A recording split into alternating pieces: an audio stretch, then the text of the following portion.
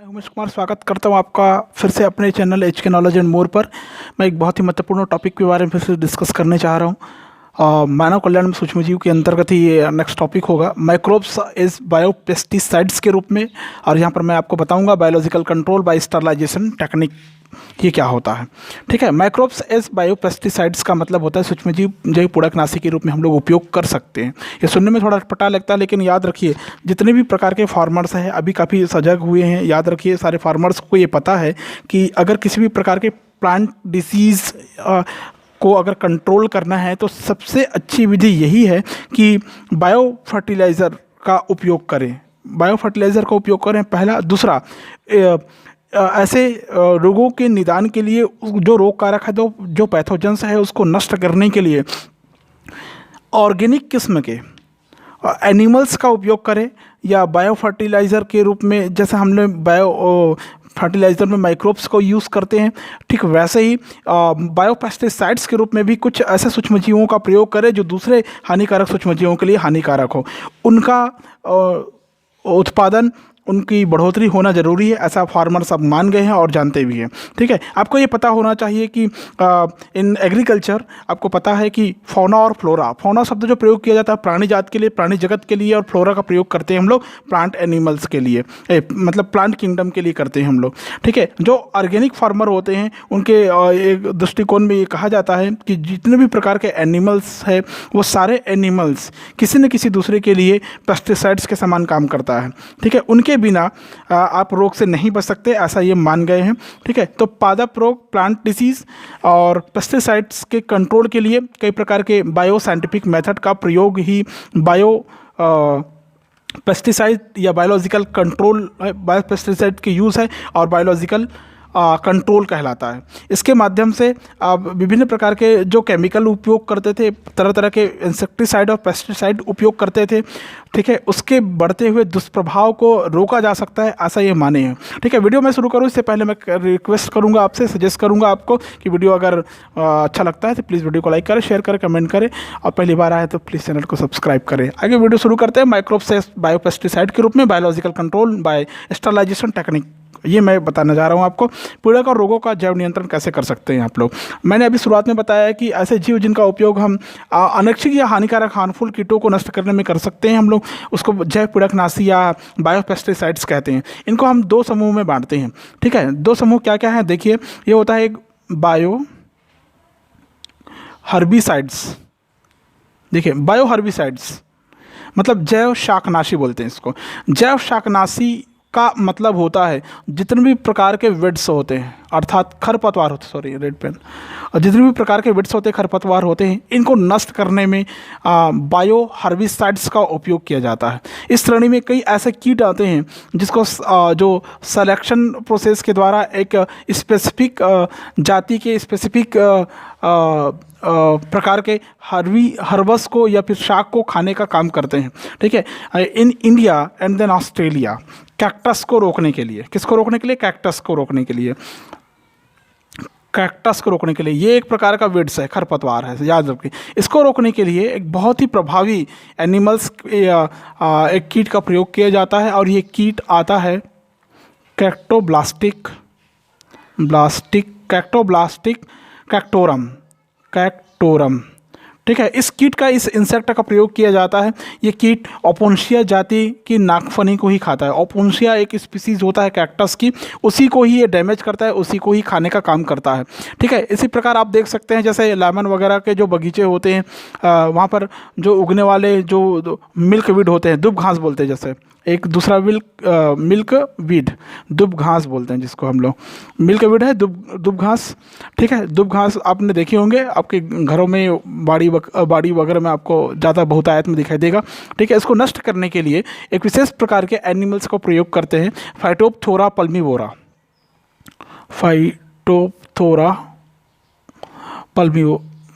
पल्मीवोरा का प्रयोग करते हैं। ठीक है, इसको नष्ट करने के लिए। तो ये हो गया बायो हर्बिसाइड्स। दूसरा आता है जिसमें खरपतवार को आपने नष्ट किया, और दूसरा आता है इसमें आगे बायो इंसेक्टिसाइड्स। बायो इंसेक्टिसाइड इसको बोलते हैं जैव कीटनाशी बोलते हैं। जैव कीटनाशी का मतलब होता है कि यहाँ पर कुछ ऐसे एनिमल्स होते हैं, ऐसे सूक्ष्मजीव होते हैं जो दूसरे कीटों को नष्ट करने का काम करते हैं। ये कहलाता है बायो इंसेक्टिसाइड्स कहलाता है। बहुत से ऐसे हार्मफुल इंसेक्ट है जो पैरासाइट नेचर के हो सकते हैं, जो दूसरे में डिसीज उत्पन्न कर सकते हैं। उन सारे कीटों को दूसरे अदर एनिमल या इंसेक्ट के प्रयोग करके हम मार सकते हैं। माइक्रोब्स के उपयोग करने से हम उसको नष्ट कर सकते हैं। जैसे आप लोग जानते हैं जो मच्छर का जो उत्पादन होता है, जैसे एक होता है एफिडो। ये जो एफिडो है, ठीक है, जिससे मलेरिया होने की संभावनाएं रहती है, ठीक है। इस एफिडो को और मॉस्किटोस से छुटकारा पाने के लिए बीटल का प्रयोग करते हैं। किसका प्रयोग करते हैं? बीटल, भृंग बोलते हैं जिसको। इसका पहचान ये है कि लाल और काली धारियाँ उसके ऊपर पाई जाती है। और ड्रैगन फ्लाई को बढ़ावा देना चाहिए। इसके लार्वा को इसको नष्ट करने का ये काम करता है, इसके छुटकारा दिलाने का काम करता है। क्लियर है? समझ गए होंगे आप कि कैसे ये काम करता है, ठीक है। प्रेइंग मेंटिस भी इसके लिए प्रयोग करते हैं। प्रेइंग मेंटिस, जानते हो प्रेइंग मेंटिस क्या है? कमेंट करके मुझे बताना कि प्रेइंग मेंटिस क्या है। आपने देखे हैं इसको, मैं यहाँ पर बता नहीं रहा हूँ, कमेंट में बता सकते हैं मुझे प्रेइंग मेंटिस क्या होता है, ठीक है। आपके लिए क्वेश्चन छोड़ के जा रहा हूँ। जब कभी जो बायो इंसेक्टिसाइड्स है वो कीट दूसरे एटमॉस्फेयर में जाता है तो वहाँ पर अनुकूलित नहीं हो पाते, इस कारण उनका प्रजनन नहीं हो पाता। तो क्या करते हैं उस समय उस जगहों पर एफिड जो होते हैं, मॉस्किटोज जो होते हैं, उसको पहले से कल्चर्ड करके उसको उत्पादित करके इस जगह पर छोड़ा जाता है जहाँ पर एफिडो और मॉस्किटोज का ज़्यादा मात्रा में प्रकोप है। क्लियर है? तो ये आपको समझ में आ रहा होगा कि कैसे आप कंट्रोल कर सकते हैं किसी भी प्रकार के कीट को, इंसेक्ट को। इसके अलावा और बहुत सारे और विधि मिलेंगी आपको जिसके माध्यम से आप आसानी से कंट्रोल कर सकते हैं, कीटों पर नियंत्रण कर सकते हैं। आप विभिन्न प्रकार के जो क्रॉप का प्रोडक्शन करते हैं, फसलों को हानि पहुंचाने वाले कीटों के प्रति और खरपतवार के प्रति ये आप उपयोग कर सकते हैं, माइक्रो ऑर्गेनिज्म को उपयोग कर सकते हैं। क्लियर है? एक और मैं आपको बताना चाहूँगा, इसमें जो माइक्रो ऑर्गेनिज्म का जो बायो कंट्रोल है, वहाँ पर एक विशेष प्रकार के बैक्टीरिया का प्रयोग किया जाता है। बैक्टीरिया का प्रयोग किया जाता है। इस बैक्टीरिया का नाम है, इसको बोलते हैं हम लोग बैसिलस थुरिनजिएसिस। बैसिलस थुरिनजिएसिस, जिसको शॉर्ट फॉर्म में बीटी कहते हैं, बीटी, ठीक है। बीटी लिखा जाता है, याद रखेंगे, बहुत प्रचलित है बीटी।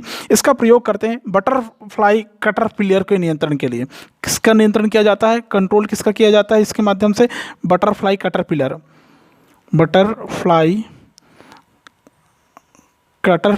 के नियंत्रण। कैटरपिलर क्या होता है? बटरफ्लाई कैटरपिलर जो होता है वो इल्ली या लार्वा होता है बटरफ्लाई का, जो बाद में एडल्ट स्टेज में आता है, ठीक है। उससे बचने के लिए इसका उपयोग करते हैं हम लोग, बीटी बैसिलस थुरिनजिएसिस का उपयोग करते हैं, जो इसको नष्ट करने का काम करता है, ठीक है। और दूसरे प्रकार में अगर आप जाएं तो कुछ इसके माध्यम से हम लोग बायोलॉजिकल कंट्रोल कैसे करेंगे, ठीक है। बायोलॉजिकल कंट्रोल के बारे में मैं बात करूं तो इसके बाद आता है biological control by sterilisation technique. Biological control, जैविक नियंत्रण, बायोलॉजिकल कंट्रोल की अगर हम लोग बात करते हैं तो इसमें हमको ये ध्यान देने वाली बात है कि ये एक बहुत ही आधुनिक प्रकार की विधि है, न्यू मेथड है, याद रखेंगे। इसके माध्यम से कुछ स्पेसिफिक मेथड ऐसे होते हैं जिसके द्वारा मेल और फीमेल को स्टरलाइज कर दिया जाता है, उसको बंद कर दिया जाता है, मतलब वो जनन करने में सक्षम नहीं होते या सीधा सीधा उसको मार ही देते हैं, ठीक है। एग्जाम्पल आप देख सकते हैं इसमें, एक होता है क्या बोलते हैं उसको, ट्राइकोडर्मा की कई सारी स्पीसीज ऐसे होती है जो दूसरे प्रकार के एनिमल्स को, दूसरे प्रकार के प्लांट को कंट्रोल कर देता है, कंट्रोल करने की क्षमता रखता है। क्लियर है? कैसे कंट्रोल करेगा देखिए, इसको यूज़ करने की विधि देखिए, बायोलॉजिकल कंट्रोल कैसे कर सकते हैं। इसके लिए हम लोग उदाहरण देख सकते हैं, स्क्रू वर्म, जो स्क्रू कृमि होते हैं, ये आपको देखने को मिल जाएगा, ठीक है। इसके मेल को स्टरलाइज करने के लिए, बंध बनाने के लिए, इसकी संख्या को नियंत्रित करने के लिए बायोलॉजिकल कंट्रोल का उपयोग करते हैं। स्क्रू कृमि के कैसे कंट्रोल करते हैं देखिए, इंसेक्ट हार्मोन का फॉर्मेशन करते हैं हम लोग, इंसेक्ट हार्मोन्स का फॉर्मेशन करेंगे। इंसेक्ट हार्मोन्स क्या होता है, देखिए वैज्ञानिक ने क्या किए, सारे इंसेक्टों को कंट्रोल करने के लिए एक नई तकनीक को निर्मित किया है। इसके माध्यम से इन्होंने क्या किया, एक विशेष प्रकार के हार्मोन्स बनाए, उन हार्मोन्स को उन्होंने पानी में घोल दिए, एक हार्मोन्स का फॉर्मेशन किया। ठीक है, ये हार्मोन्स का नाम आता है फेरोमोन्स के रूप में। फेरोमोन्स फेरोमोन्स एक प्रकार का सुगंधित पदार्थ है जो एनिमल्स बॉडी पर बनते हैं, याद रखना। फेरोमोन्स मेल में भी बनते हैं, फीमेल में भी बनते हैं। एक प्रकार का केमिकल प्रोडक्ट होता है जो उनकी बॉडी में बनता है। मेल को फीमेल की तरफ अट्रैक्ट करने का काम करता है, फीमेल को मेल की तरफ अट्रैक्ट करने का काम करता है। मतलब एक विशेष प्रकार का इसमें स्मेल होता है, गंध होता है। ठीक है, जिसके माध्यम से जो नर कीट होता है मादा की तरफ आकर्षित हो सकता है या मादा कीट नर की तरफ आकर्षित हो सकता है। इस फेरोमोन्स को, हार्मोन्स को वाटर में डिसॉल्व कर दिया गया, वाटर में घोल दिया गया, उसको रख दिया गया एक पात्र में। ठीक है, अब इसके प्रभाव के कारण क्या हुआ, इस फेरोमेन्स जो फेरोमेन्स घुला हुआ है वाटर में, एक पात्र में है, एक बर्तन में है, वहाँ पर सारे कीट आते हैं।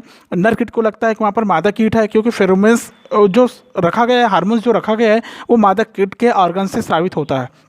मेल जो इंसेक्ट है उसको लगेगा कि वहाँ पर मादा कीट है, तो प्रजनन के दृष्टिकोण से वहाँ पर मीटिंग प्रोसेस के दृष्टिकोण से वहाँ पर आएगा, और उस समय जो पानी में रखा हुआ हार्मोन्स रहेगा उसमें क्या हो जाएगा, चिपक जाएगा और मर जाएगा। इस प्रकार आप उसकी प्रक्रिया को आप कंट्रोल कर सकते हैं। ठीक है, और कुछ जीवों में ऐसे हार्मोन्स बनते हैं, कुछ कीट में ऐसे हार्मोन बनते हैं जो दूसरे कीटों के लार्वा को परिपक्व बनाते हैं। याद रखना, लार्वा को परिपक्व बनाते हैं, मतलब लार्वा को इतने ज़्यादा जल्दी से परिपक्व कर देते हैं। ये हार्मोन्स कुछ ऐसे होते हैं जो लार्वा को काफ़ी ज़्यादा डेवलप्ड कर देती है।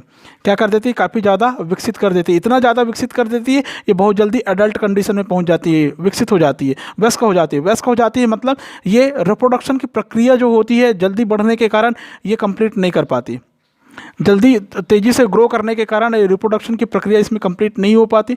मतलब रिप्रोडक्शन कंप्लीट नहीं कर पाने के कारण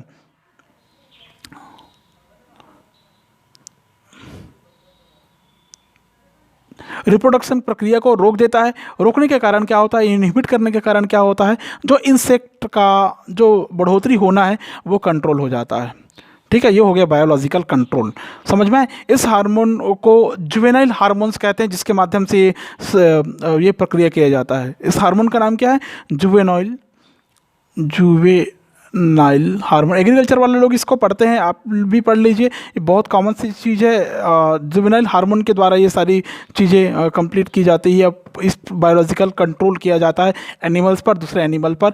इसमें और दूसरा नाम आता है, इसी को हम लोग कहते हैं एक्डिसोम बोलते हैं इसको, एक्डिसोम। ठीक है, इस प्रकार के प्रक्रिया के द्वारा, इस हार्मोन्स की प्रक्रिया के द्वारा आप इंसेक्ट पर कंट्रोल कर सकते हैं। ठीक है, अगर कीटनाशक की बात करें, हम लोग पेस्टिसाइड्स की बात करें, तो आप नीम, आंवका और धतूरा से भी पेस्टिसाइड्स बना सकते हैं, इंसेक्टिसाइड्स बना सकते हैं। ठीक है, जो नीम होता है, फॉर एग्जांपल नीम के जो बीज होते हैं उसमें एसिड डायरेक्टिन और सल्फर पाया जाता है, जो दूसरे इंसेक्ट की वृद्धि को रोकने में सक्षम है। ठीक है, जैसे कई कीटनाशक होते हैं, बोलवर्म्स होता है, कई कीटनाशक होते हैं, बोलवर्म होता है, एफिड्स होते हैं, जैसिड्स होते हैं, पर्ण रोलक होते हैं, पर्ण फोल्डर बोलते हैं जिसको, पॉट बोरर होते हैं, फ्रूट बोरर होते हैं, मतलब छेदक, बोरर मतलब छेदक, पर्ण हापर, ग्रास हापर बोलते हैं जिसको, पत्ती को खाने वाले लीफ हॉपर बोलते हैं। उन सबको कंट्रोल किया जा सकता है। ठीक है, इसका उपयोग जो इंसेक्टिसाइड बनाएंगे हम लोग नीम का, उसका उपयोग आपका पास धान, दाल मटर वगैरह फसलों की सुरक्षा के लिए भी कर सकते हैं। नीम से कई प्रकार के इंसेक्टिसाइड का फॉर्मेशन डिस्टिलेशन मेथड के द्वारा किया जाता है, जिसका अलग अलग प्रकार के नीम को उबाला जाता है, उसके भाप को संघनित किया जाता है, उसका छिड़काव पौधों में किया जाता है। ठीक है, इस प्रकार से आप उसको कंट्रोल कर सकते हैं, कीटनाशक बनाकर आप आसानी से उसका कंट्रोल कर सकते हैं। तो वीडियो पसंद आए तो वीडियो को प्लीज़ लाइक करें, शेयर करें, कमेंट करें, और चैनल पर पहली बार आए तो प्लीज़ चैनल को सब्सक्राइब करें, ताकि नई वीडियो की जानकारी आपको तुरंत मिले, नई वीडियो आप प्राप्त कर सकें। आज के वीडियो में बस इतना ही, नेक्स्ट वीडियो फिर से मिलेगा। Thank you so much.